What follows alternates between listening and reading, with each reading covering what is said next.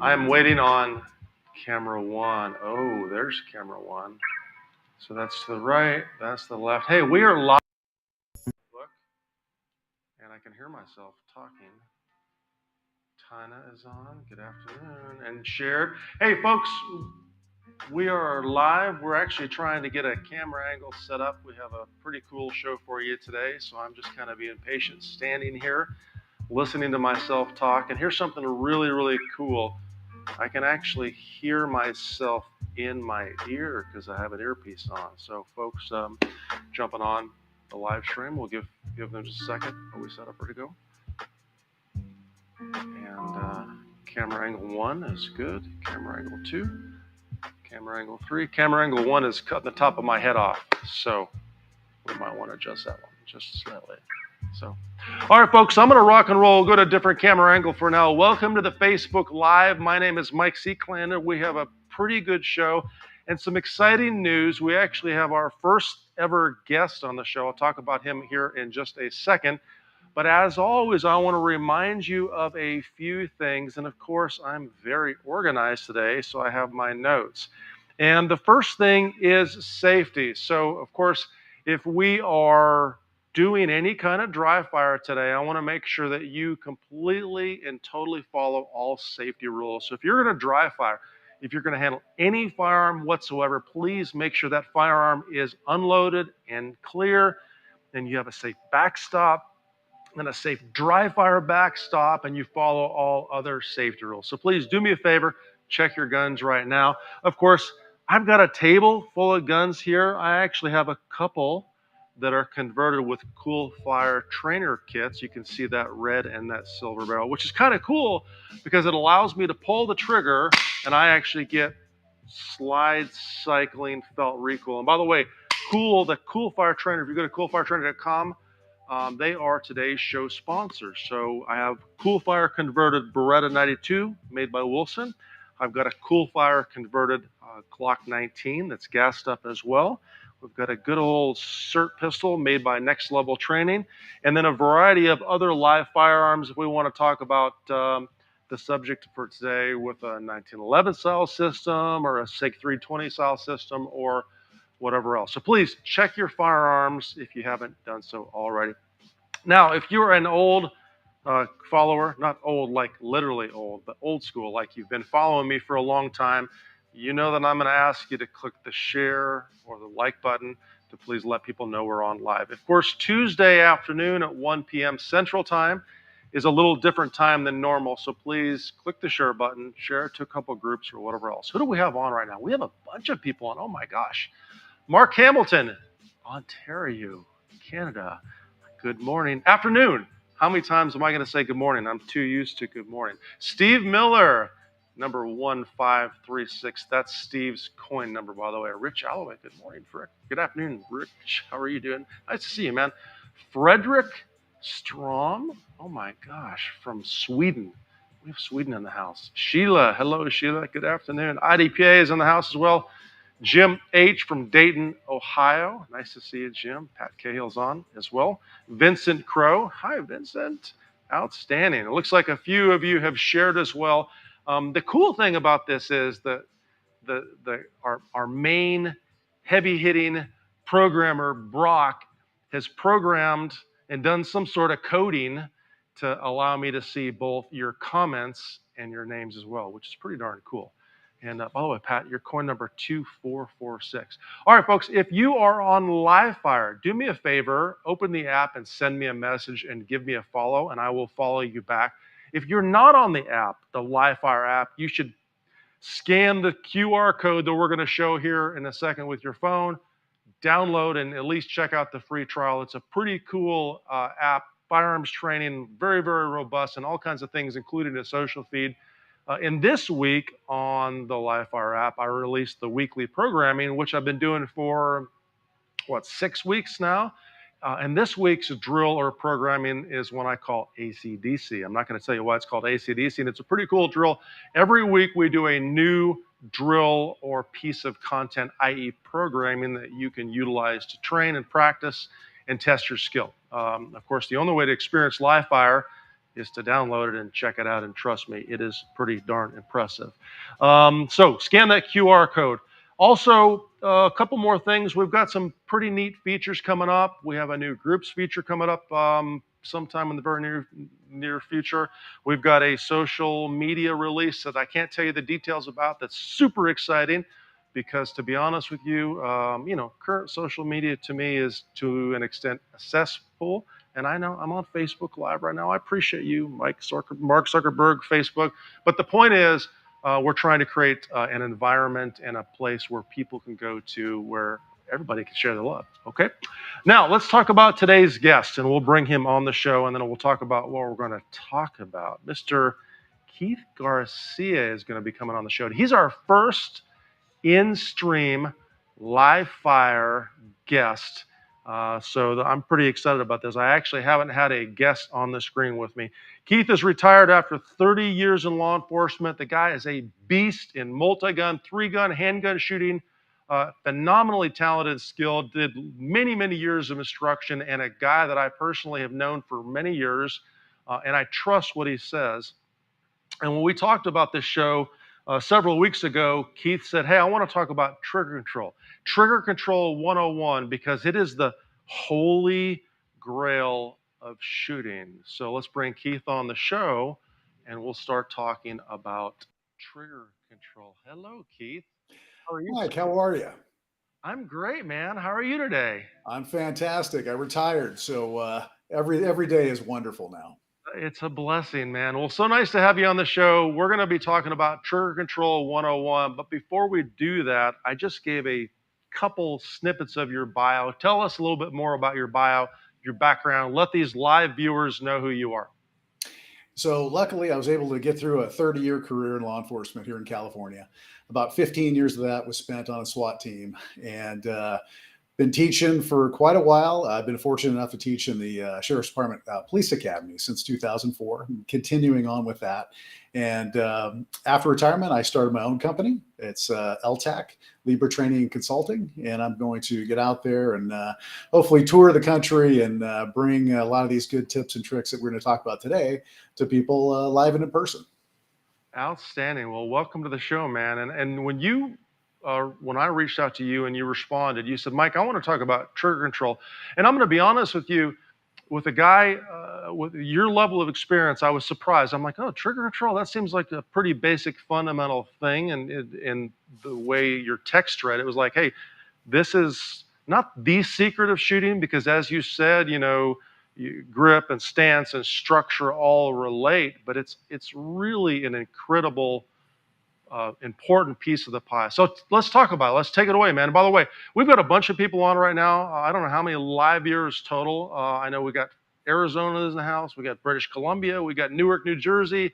Knoxville, number 197. I love that. Canada is in the house as well. Missouri, 1536. And by the way, Keith, when I'm saying these numbers, these are our American Warrior Society coin member numbers. And we got LiveFire members on as well, and probably some of my competitive shooters. So Keith, take it away, man. Tell me about trigger control. I've got some guns here I can pick up. I can manipulate. Tell me what to do. All right, so let's just do a little bit of pretext here. Once you get past safety, in my mind, the most important thing you can do is actually learn the proper trigger mechanics to be successful in shooting. Everything else we do besides that, balance, stance, grip, is just going to enhance it. It's going to make it better. But until we can fire that perfect shot and isolate the action of the trigger finger and keep the barrel on the target, everything else is just extraneous. So I developed this because teaching in the police academy, I have the opportunity to meet with a lot of young people who have never shot, and a lot of people who have had friends and family teach them things that were maybe not ideal, and their trigger control is really poor. And in the academy where I work, we have a pretty stringent testing process, and you have to be able to shoot. And we all know that shooting is not rocket science, but unless you can do this part and isolate the action of that trigger finger and understand how the trigger works, then you're going to have a harder time passing the test. So what I like to do is break them down to the basic components and do really a workup in how the trigger operates and what they need to do to be successful. So when people think about trigger work, trigger control, A lot of people starting off in shooting have gone through some military training or maybe some law enforcement training where they were taught what I call traditional marksmanship. They're going to pull that trigger, slow squeeze to the rear, let the gun go off, pin it, then release it to reset. In that, the first part, great, slow, steady press, I'm good with. Pinning it to the rear and letting it out slowly. What I see in teaching new shooters is that it just builds up anxiety. So let me interrupt you real quickly, Keith. When you're talking about the stages of the trigger, could you walk me through and let me actually make contact with the trigger so you can define what you're talking about? Because I think we use pretty much the exact same terms, but I want the audience to be able to, to see what I'm doing as well. So talk to me through the stages of trigger. Okay, so once we get the proper grip, balance, stance, we're up on target. What I talk them through in my warm up and when I'm teaching is I want the first 10 draw strokes or the first presentations from high ready. I don't even want them contacting the trigger. I just want them to come up, see those sights, get them on the target. Okay. The next 10 presentations, I want you to touch the trigger, but I don't want you to put any pressure. Okay, so literally touch, but no prep. Okay. Correct. The next 10, I want you to touch the trigger, take up that pre-travel all the way to the wall, which we're going to call prep. Okay, so give me that term one more time. Pre-travel? Yeah, pre-travel. So do you call that prepping the trigger? Yes. Okay, good. So we did 10 reps of aiming the gun, just presentation. We did 10 reps where we just literally touched the trigger. And now I'm going to do some reps of taking the slack out of the trigger. So here's the question for you at that point in time. I would assume these are dry fire reps? These are, but we also have a live fire addition to it. But with your gun, we can go into the live fire part of it.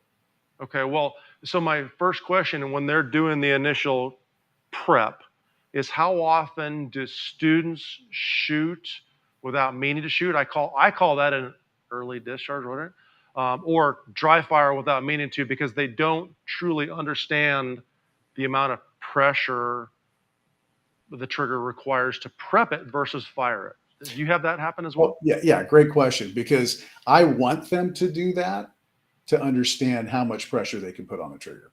Because then I know they're actually trying. They're not just simulating putting pressure on the trigger, because a lot of times, especially students in large groups, maybe they don't get it and they're going through the motion, or they're looking at the student next to them to see what they're doing. So if they go too far and actually release the striker or the hammer, then I understand, okay, you are trying to take it to the wall. You went a little too far, but now you'll just learn something. That's where it is. That's where you're actually going to release the striker or the hammer. Let's try to get to that spot without doing it. Yeah. So if I make that mistake and oops, I pull that trigger and I didn't mean to pull the trigger, that becomes probably the best lesson of the day. I realize, okay, I'm trying to prep the trigger, but I over prep the trigger and had too much pressure, which allows you to fix that as the instructor. Say, okay, let's just learn the pressure on the trigger, right? Correct. Because if you don't get to that point, then you're just kind of faking it because you don't really understand what's going on. It's easy to pick up at that point. And what we see obviously with newer shooters is all these little fine motor movements with the finger. They're not getting that right away.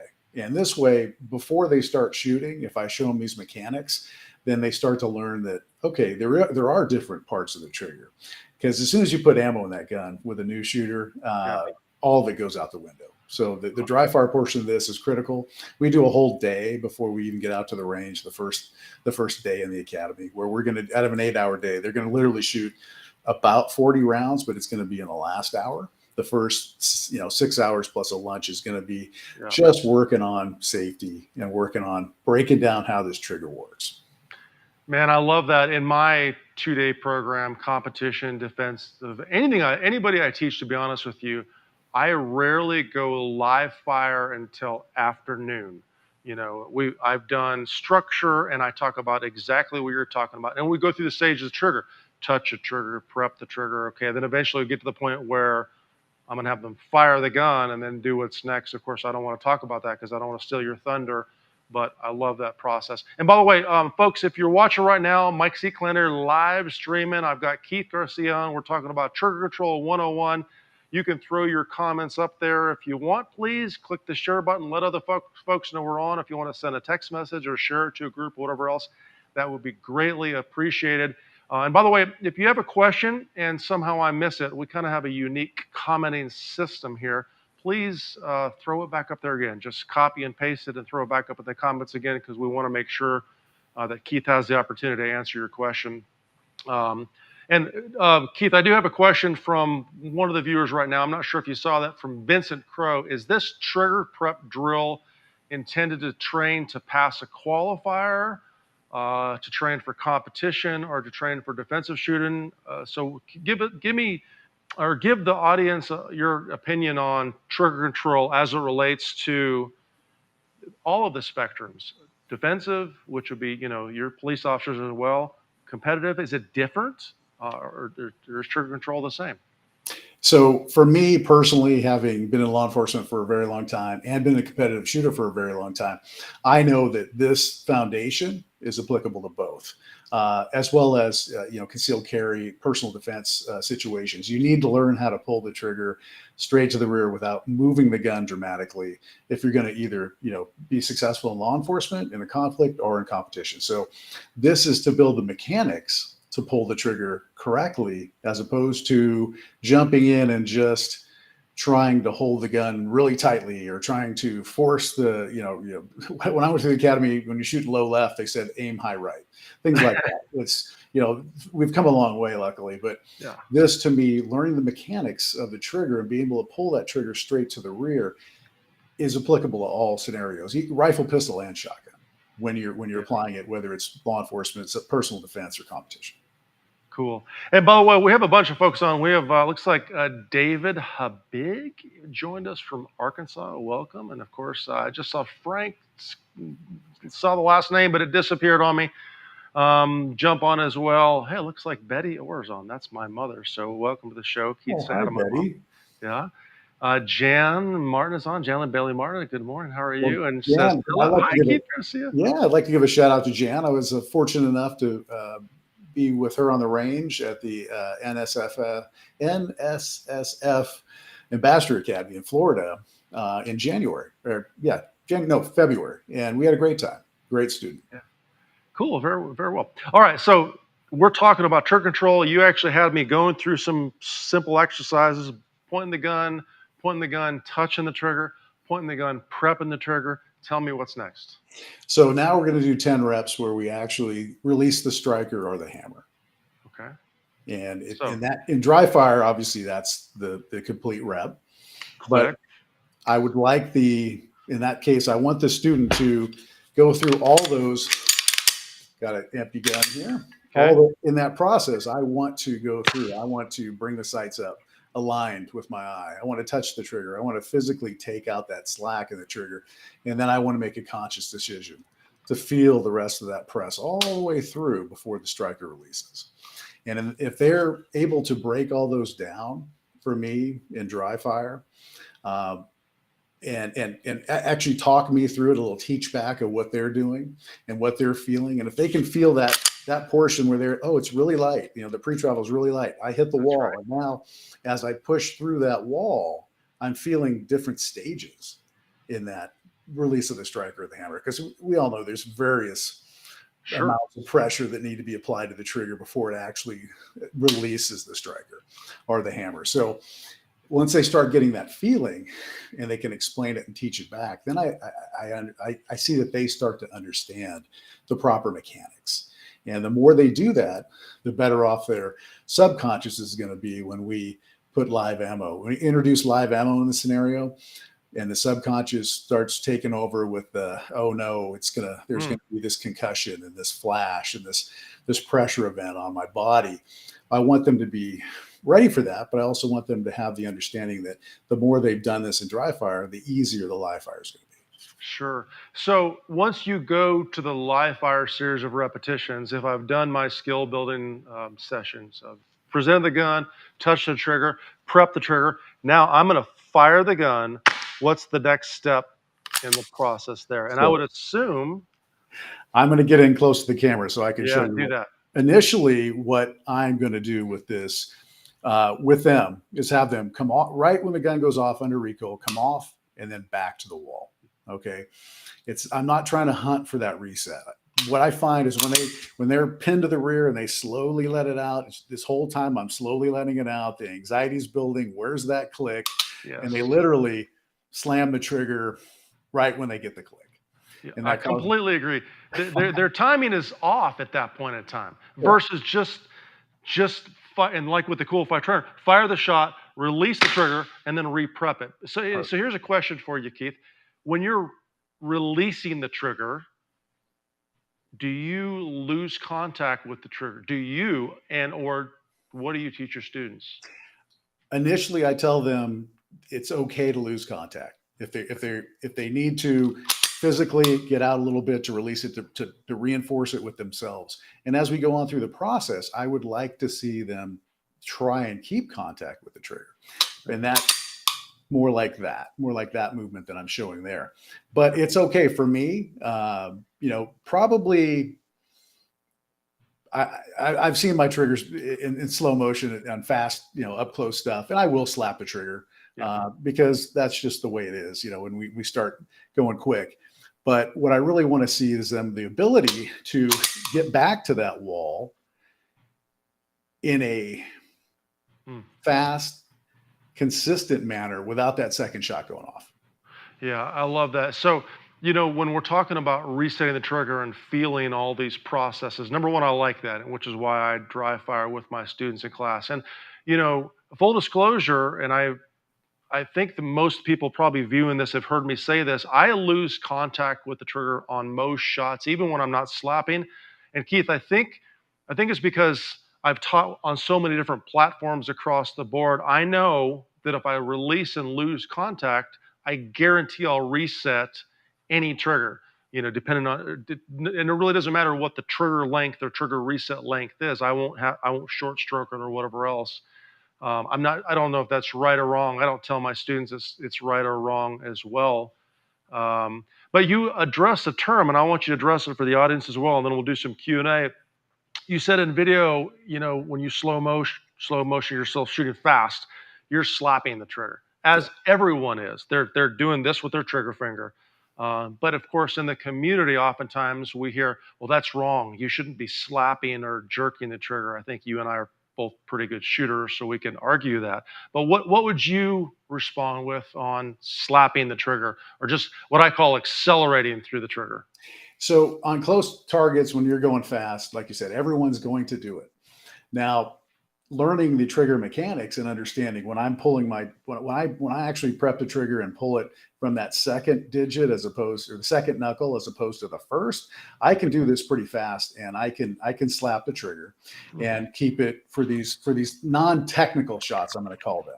Let's say out to 7 yards, I got a full size A zone. I can go fast on those targets. I will slap the trigger because I know that I'm not shooting a technical shot. Now, if we get out to a 15-yard headshot only, 25-yard plate rack, something where it calls for a little bit more trigger control, a little more technical shot, that same flip and press here gets me back to the wall, where then I can get the sight picture necessary for the target size and distance, and give it the proper attention and trigger control to let that shot go in the appropriate speed. Because that right. Really, go ahead.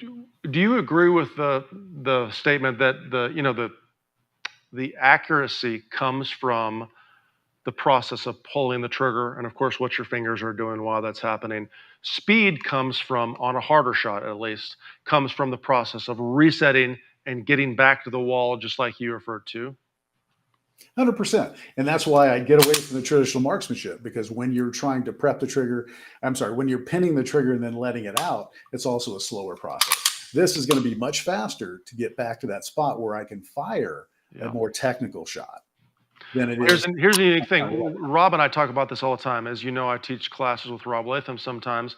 And I don't know, when we say traditional marksmanship, that pull the trigger, pin it, hold it to the rear.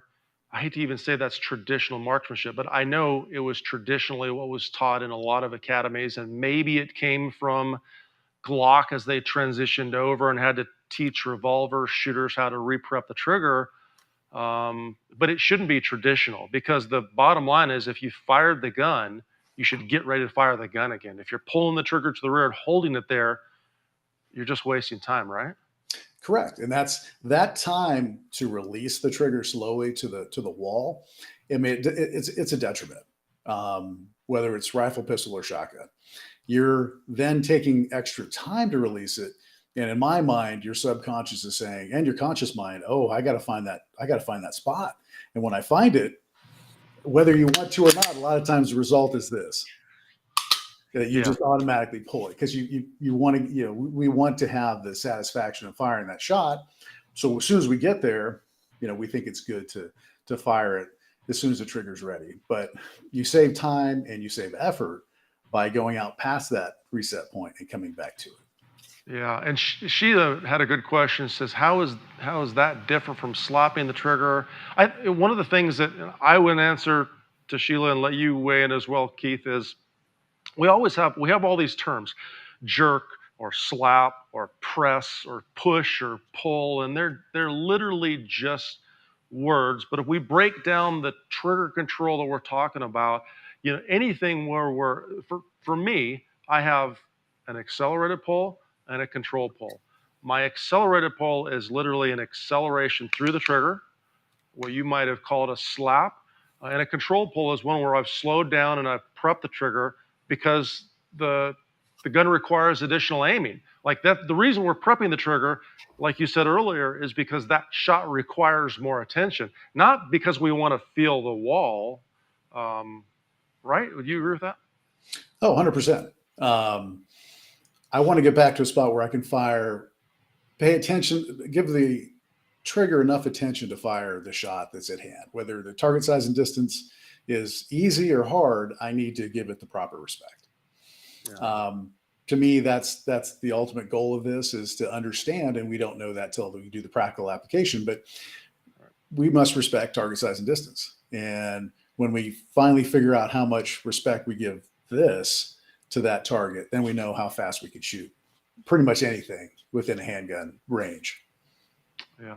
And folks, by the way, if you're just joining us, my name is Mike Seeklener. I'm joined by Keith Garcia, incredibly talented shooter, 3-gun shooter, multi-gun handgun, former law enforcement officer, as well as instructor. We're talking about trigger control 101. So if you're on, please do me a favor, click the share button and try to get as many viewers as we can in front of the camera, or the screen, I should say. And also, if you have a question or something you want to ask, because I know I'm going to ask Keith some more questions as well, please type it up in the comments and send it back up there again if I miss it. We have a little bit of a challenge in terms of our commenting system. Sometimes I miss them if we have a lot of people commenting. So if you have a question, please put it up there. Click the like button. Once again, thanks for joining us on this live show. So I get to ask the first question, Keith, for you. Trigger finger position, because you already referred to the isolation of this joint versus this joint. Where do you believe the best trigger finger trigger position is? Like, where should I make contact with the trigger, and why? Well, it'd be great if we had a universal answer to that question, but hand size is huge.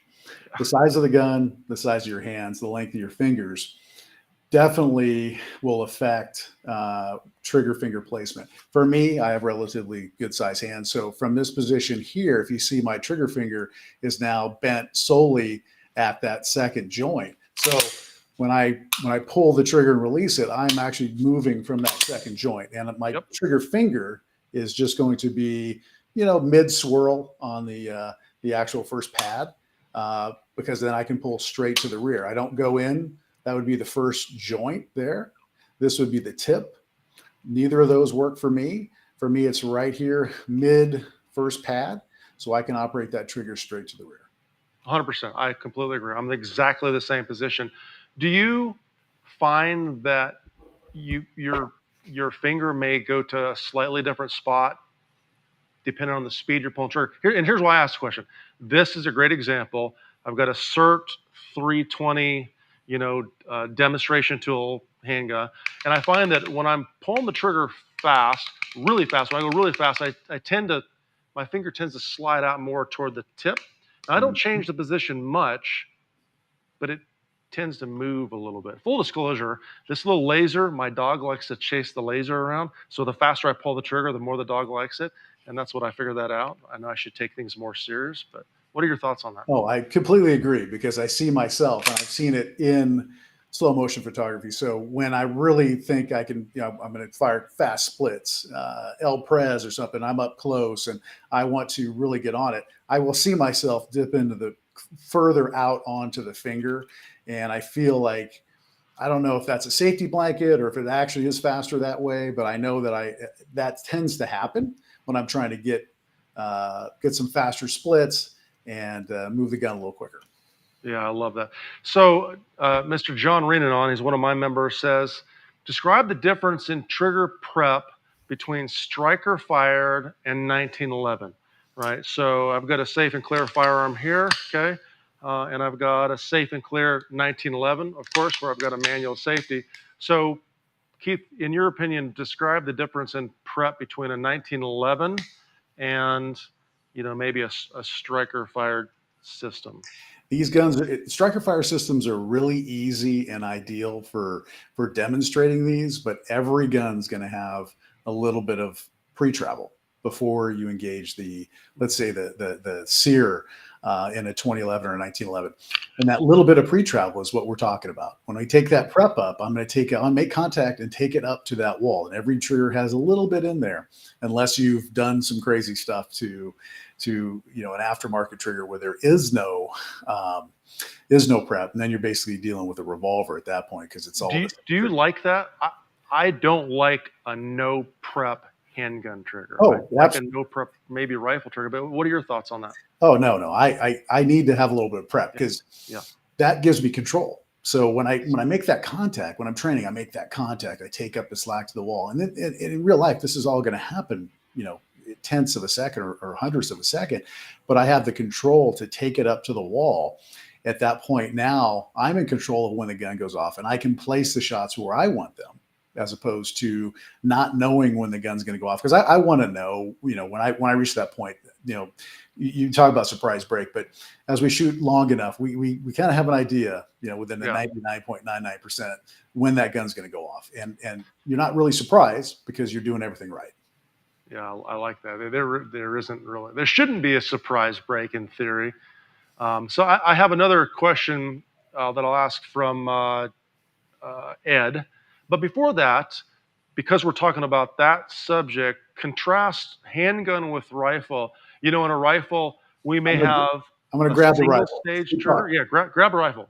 Me too. We'll both grab some awesome rifles here. Check this bad boy out. Whoa. Nice. I am unloaded and clear, sir. Looks like you are as well. So, Keith, when we're talking about trigger prep, correct me if any terminology is different than you use. A single stage rifle trigger is typically no prep. You make contact with the wall right away. A two-stage rifle has a little bit of prep. So I'd be curious, which is your preference? Because for me, uniquely enough, this is the Wilson Combat 3-gun trigger, right? So basically, it has some roll to it, which allows me to reset the trigger fast, but it doesn't have any slack like true prep. So I understand what you're saying, and I understand a lot of people like that in a rifle. I personally still like the same amount of trigger control and the same breakdown. So this is an AR Gold from American Trigger Corporation, and you'll notice I have slack. I have pre-travel in this trigger. So when I make contact, I take out that pre-travel, and then I can make a conscious decision to let it go. Now, this is a very light trigger. It's probably a pound and a half at this point, because it's really well worn in. But I'll tell you what, where this really plays a factor is long range. Yeah. When you get down in that position, and this is really all that matters, this last little bit, I want to have that control. I want to be able to under recoil when I'm firing those the shots 500, 600, 700 yards in a 3-gun match, the really hard ones. I want to be able to flip and press and come right back to that spot. Because you know exactly where you are on the trigger in that case. Exactly. Yes. This set is set up very similar to my 2011 triggers. I have that little bit of pre-travel, This would be very similar to one of my Akai custom guns. Just take up that little bit of pre-travel. I decide when the gun goes off, but then under recoil, I've got that little bit of slack in the trigger, so I can come right back to that spot. So when you are pressing the trigger, I use the term accelerated pull on a rifle, and they're close. We're talking 10, 15, even 20 yards. You and I are probably running the rifle as fast as we can pull the trigger. You're just pressing right through that slack, meaning that staging or prep of the trigger doesn't matter because you're accelerated straight through. Right. That's going to be this is the trigger speed. It's going to be as fast as I can get on it, because these guns, the way they're set up, they're made to be shot fast up close. I have a comp on the gun. It's a reduced power bolt carrier, reduced weight bolt carrier group, so it doesn't move a whole lot. Now you get out to distance, then I've got the 50-yard plate rack like we used to shoot in Three Gun Nation. Then that taking up the slack, prepping it, firing that controlled shot is much more important. And then obviously when we get into long range, and it comes down to processing speed at that point. So am I aimed in the right spot? I got to process that. Where am I at on this trigger? Got to process that. If I break the shot and it's windy day, and I see I don't get the reaction I want out of the target, but I see some dirt fly, I have to process that. And that time I'm resetting the trigger back to that spot so I can then fire another well aimed shot, and be successful. I love the concept of the processing, because when I'm prepping the trigger, and not to get ahead of myself here, but on the shots that we don't need the prep, we're accelerating straight through the trigger. Those shots are so easy, it doesn't matter. Matter of fact, that's not the game changer. The game changer is the hard shots, like you said, the plate racks at 50 yards, or the 300 or 400 yard shots that you got to go 1 for 1 on the steel. That becomes incredibly important. Now, Ed asked a question earlier. I don't want to miss his question. He says, what is your preferred trigger weight specifically, or do you prefer a stock trigger?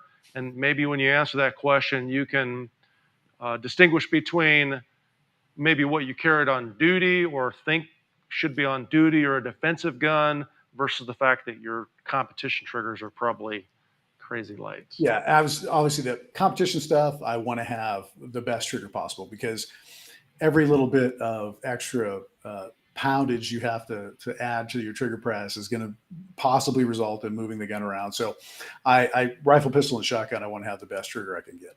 Now on duty, I carried a 320 for the last few years, stock 320, probably one of the best triggers I've ever carried on duty.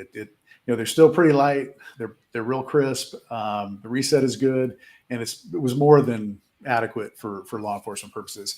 At other times I had carried different guns, but I found that one was probably the perfect one for my law enforcement purposes. Now for like concealed carry and just my everyday gun, something like a 365, completely stock. Guns that I carry for self-defense, it's going to have a lot of pre-travel. It's going to have a nice smooth break, but it's going to be a stock one, because I don't mess around with modified triggers for guns I'm going to carry for self-defense. Yeah, I love that.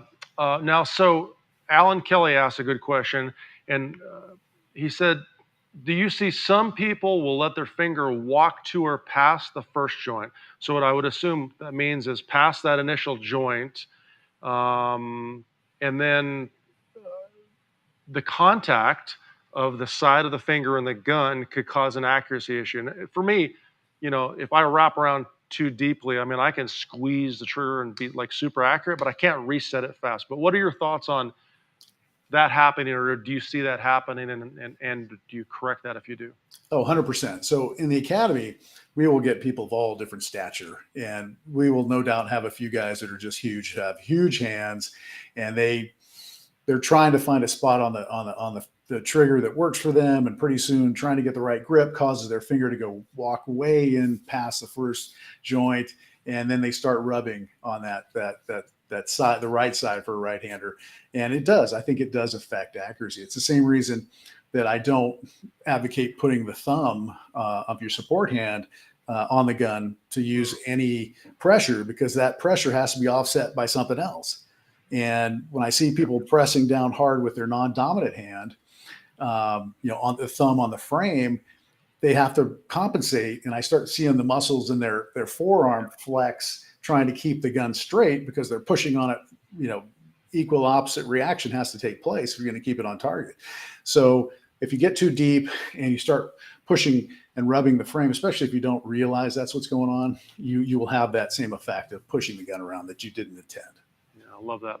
Hey, and folks, if you're joining me right now, Mike C. Clinner, joined by Keith Garcia, we're talking about the holy grail of shooting, trigger control.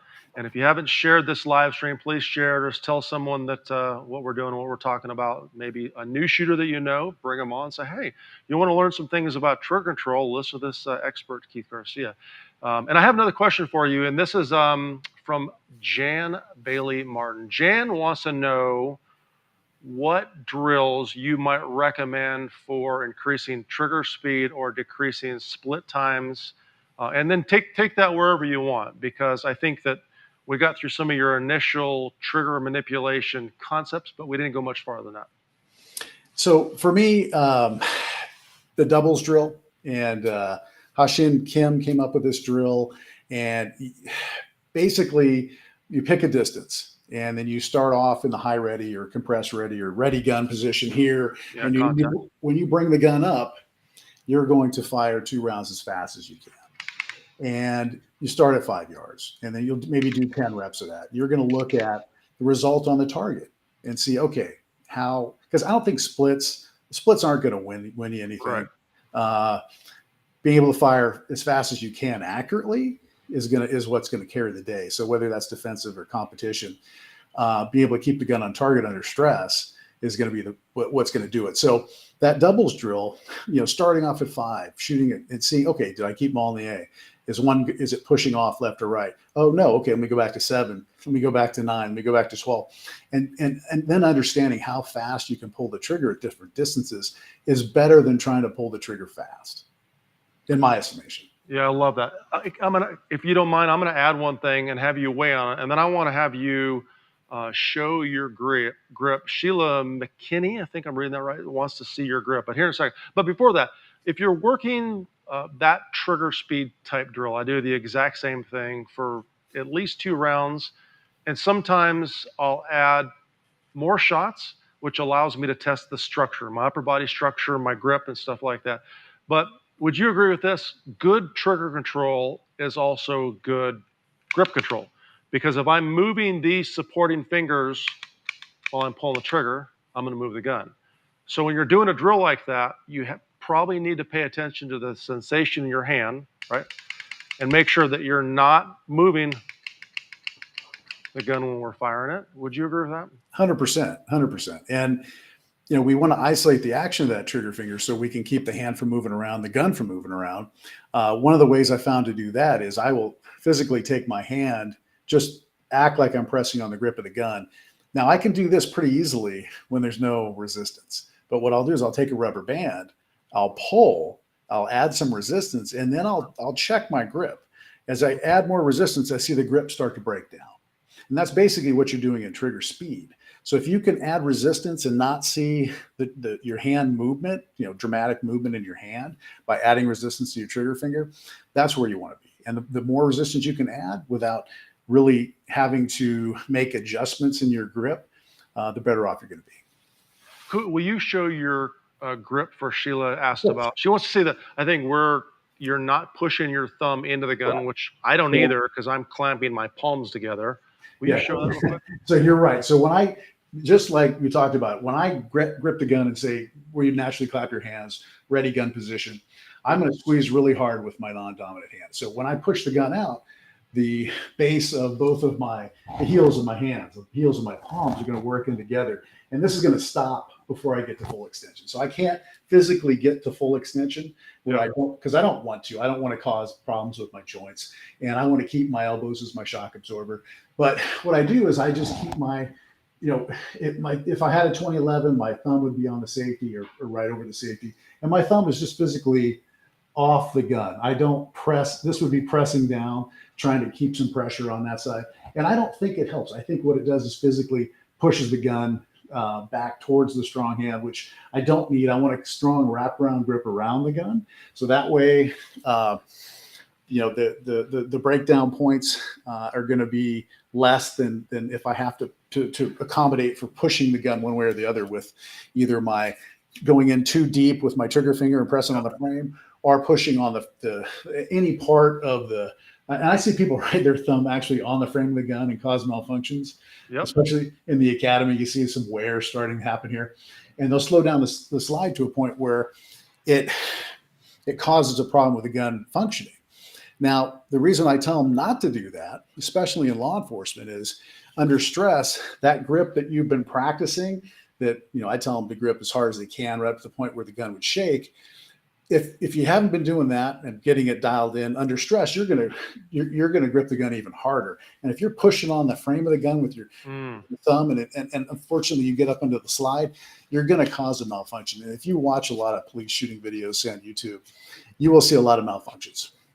Guys either aren't holding the gun properly, giving it enough inertia to recoil, or they're gripping and they're causing problems with the gun actually cycling and functioning. Yeah, I love that. And Chris Mawale, I'm not sure, Chris, if I'm mispronouncing that, I'm sorry, forgive me. I'm not good at name pronunciation. He says, does the support hand help in making sure my trigger finger doesn't disturb his sights?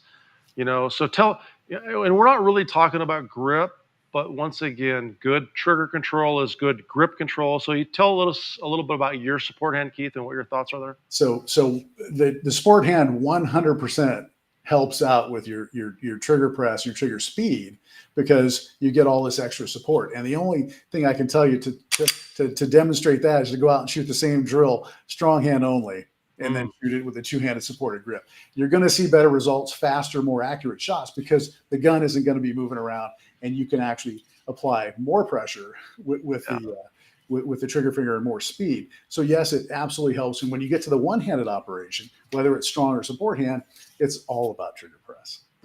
You have to have gotten all the bugs out of your trigger press, or you're gonna see some real dramatic changes in accuracy. Yeah, I always tell my students, this hand is always trying to move the gun. This hand is saying, stop moving. Yes. I'm moving. 100%. Stop moving.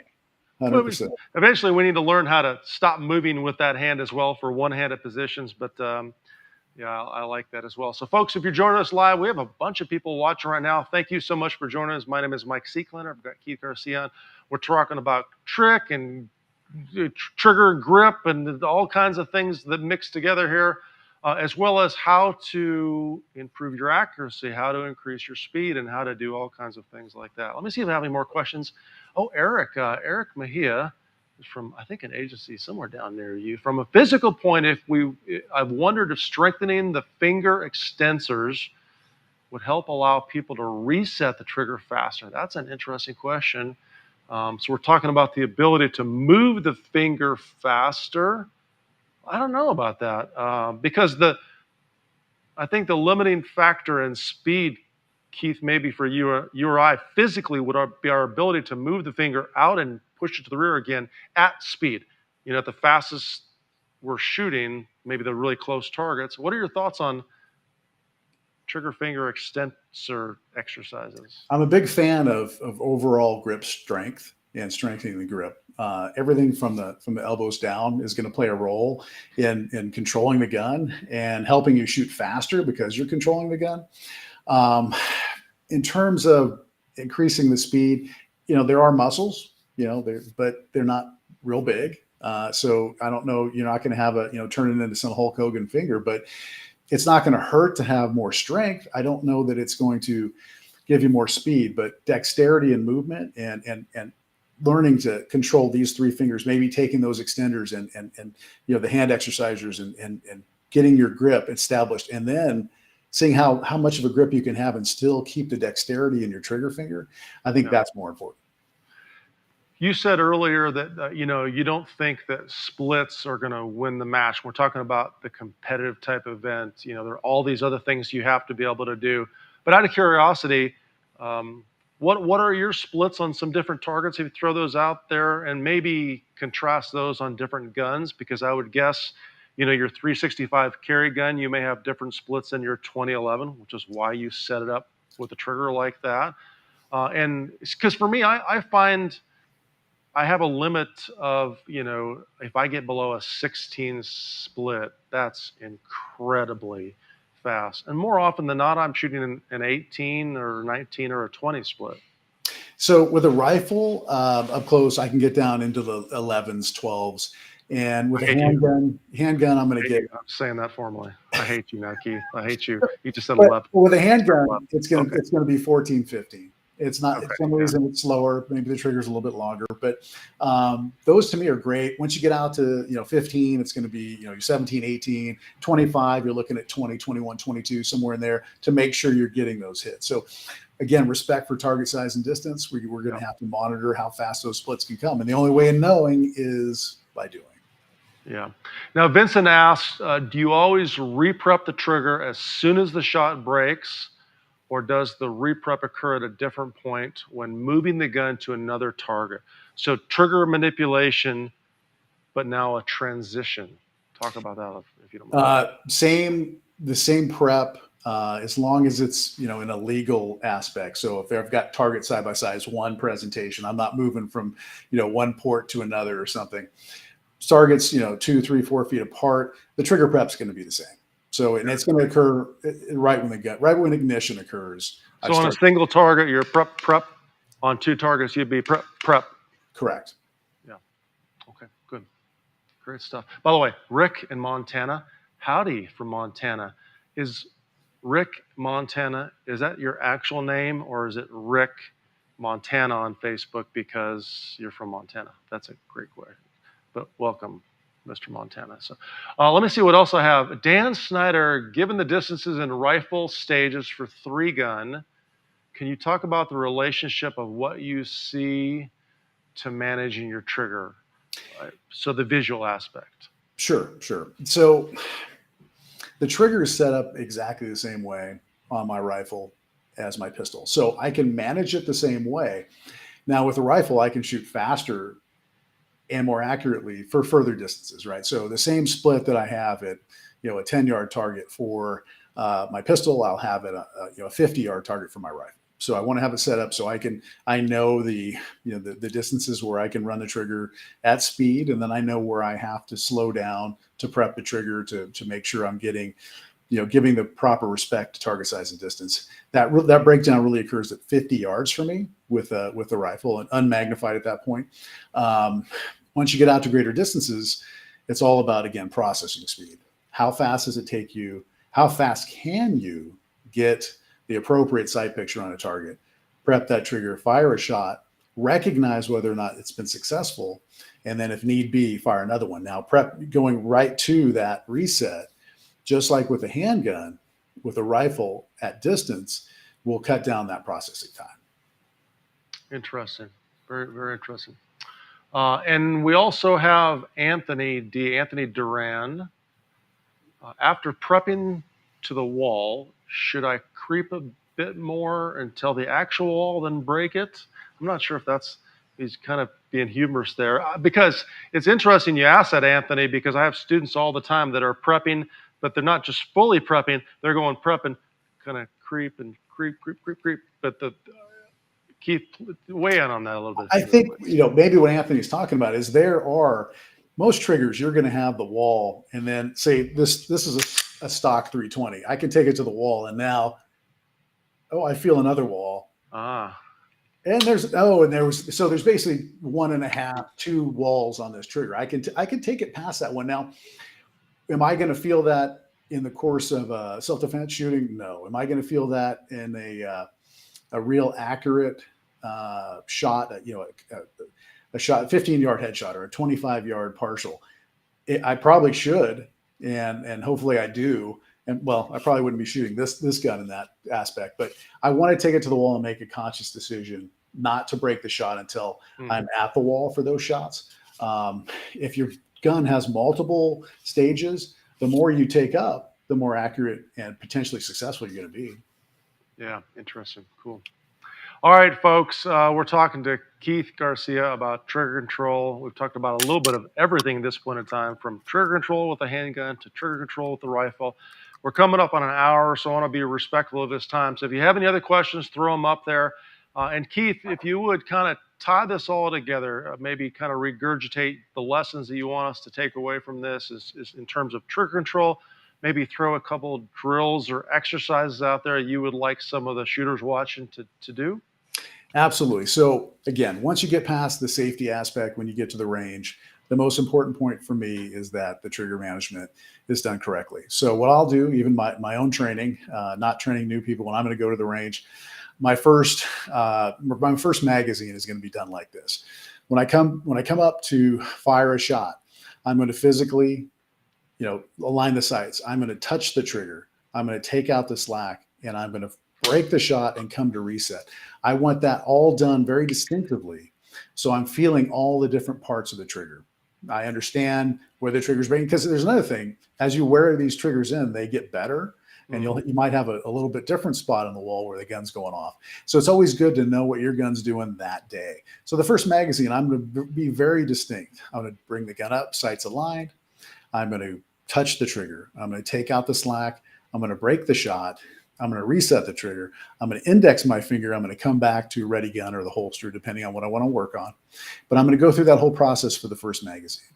And I'm going to do that at 25 yards, and I'm going to try and shoot as tight a group as I can.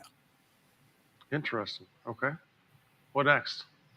Then I'm going to, I really like the doubles drill, and I do it with both my handgun and my rifle. So I will usually start, because I know I can shoot doubles at 5, 7, 10. So I'll start usually about 12 yards, and I'll come up. And again, this is a way of, if you're testing new gear, or if you got a new load for your handgun, or you put a spring in it, and you're trying to evaluate what's going on each time, it's a constant process. So you want to be evaluating your gear. So at that point, I'm going to do a doubles drill for a couple magazines. I'm going to pick a distance or two, and I'm going to drive the gun up. And as soon as I get an acceptable sight picture, I'm going to take the slack out of the trigger, prep it, and I'm going to fire 2 rounds as fast as I can. At that point, I'm going to come off the trigger, come back on it, break the shot, a controlled pair, and I'm going to do that for a magazine. And I'm going to look at the results and see, okay, is my accuracy acceptable for this target size and distance? Yes or no? What am I doing right or wrong? Then I'm going to, if it's good for that distance, and I don't need to work on anything at 12 yards, I'll go back to 15 and do the same thing. And if it's good there, I'll go back to 17, because I want to know in terms of predicted pairs, what's the distance on this target that I can run the gun, 99% of the time. If I do my job right, I'm going to get those 2 shots in the A zone, acceptable sight picture, target size and distance, and get my hits. Yeah. And do you repeat these types of drills in pretty much every practice session, and then move on to specific focus for that session? Yes. Yeah. I'm going to start off doing this because you're looking at your recoil management. Sure. In the second, the doubles drill is all about recoil management. So for me, combining the trigger press and then adding the recoil management aspect of it, firing that second shot, to me, if there's anything breaking down in your grip or your trigger management, it's going to come out right there. And you need to address that really before you go on and work on other things. I always tell people, before you shoot a drill at speed, shoot the drill, because 3 gun will set up stuff that's very technical or very difficult or longer shots. Make sure your gun is capable of making the shot. Make sure you're capable of making the shot before you get the timer out and start doing it at speed. Because if your gun or your skill level isn't to that point yet, it's just going to lead to frustration, because you're trying to shoot fast, but you're not learning anything because you're not making the shots. Yeah. And Alan Kelly asks a great question. Do you think that a few rounds of dry fire prior to your live fire practice is a good idea? 100%. So just for instance, at the academy where I work, we'll have 4 different ranges going on at a time. And when the students get to my range, they know by day 3 or so of this 3-week process we go through, that they're going to get up on the line. No matter what they were doing with the other ranges, they're going to unload, and they're going to give me 25 perfect dry fire reps before we do anything. I love that at the start, and honestly, maybe at the end as well, right? Oh, absolutely. Yeah. Especially when I'll do one-handed operation with them, and, strong and support hand, they're having to clear type 1 and double feeds. And they really start getting into the hammer and the trigger because they're not used to doing this stuff. I make them slow down at that point, come back and do dry fire at the end, because that way they're pulling it all in. They're not leaving the range with all these bad, habits of slapping the trigger. Sure. Okay, so one more question, and then I'm going to let you tell everybody where they can find you, or if you have a website or want to hire you for a class. So here's the question for you. When are we going to see you on LiveFire? I would love to come out. I'm in California, so it'll be a little bit of a journey out there, but I'd be happy to come out and shoot with you guys and come to the studio. It'd be a great time. Cool. So, well, we'll have you out. We'll have you right here physically with me. We can work on trigger control, grip, rifle positioning, and whatever else. And we'll get you on the app as well, so you can show us some of your drills, or maybe comment on some of the folks that are on there. So thanks very much, folks. Keith, tell people where they can find you, where your website is, classes, anything you want to tell them about stuff you got coming up. So first, let me just say thank you, Mike. It's been an honor being the first live guest on the stream. I really appreciate you bringing me on. And thank you to all the viewers and the great questions. My website was supposed to be done yesterday, but if anybody's dealt with web designers, it's a little bit unpredictable. So LTAC, Libra Training Consulting, is the website will be up soon, hopefully this week. But in the meantime, on Facebook, on Instagram, I'm Keith Garcia 3Gun. On Facebook, it's just Keith Garcia. And my email is keith.garcia343 at gmail.com. And I'm getting out there and I'm doing some tactical 2-gun classes. I can do competition classes, rifle, pistol alone. I think people, especially in the law enforcement community right now, and civilians are liking the aspect of using a carbine and a pistol in the same class. So got a ton of information I'm trying to get out there for people using both platforms and going back and forth between the two. So I'm really looking forward to teaching a lot of classes in that respect. So please hit me up if you have a range or access to one and you want to host a class. I'd love to talk to you about it. Cool. Thank you very much. You were a fantastic first guest. I appreciate you taking the time. I know we went a little bit over an hour. I thought it would be closer to an hour. So thank you so much for sharing your information. We've known each other for a long time, and I have a lot of respect for you. So I certainly appreciate you taking the time to come on the show. Folks, make sure you find Keith, check out his website, hire him for a class. I put my personal stamp of approval on him, of course. He's a great guy and a great instructor as well. We will get Keith sometime in the near future on the LiveFire app. So if you find him on LiveFire, give him a follow. If you don't follow me, if you're watching this, follow me on LiveFire as well. Send me a message, and then I will follow you back. Like I said, we're doing weekly programming and a bunch of other really cool stuff. Now, of course, as you know, these live streams are Tuesdays at 1 p.m. Central right now. We're constantly looking at feedback from you on better times and days. So if you're like, Mike, I'd rather be on Wednesday evening, Wednesday night at the range, or Tuesdays and Thursdays, or a morning show and an afternoon show, type it in the comments, give us some feedback, send us an email at LiveFire if you want to, and let us know when the best times for you. And thank you for viewing. Of course, if you shared this, thank you for sharing. Right now, next live stream's show is Tuesday at 1 p.m. Central Time. And I think we're getting close to covering some rifle stuff. I'm not really sure. So that's all I have, folks. Thank you so much. Thanks to Keith for joining us. And until then,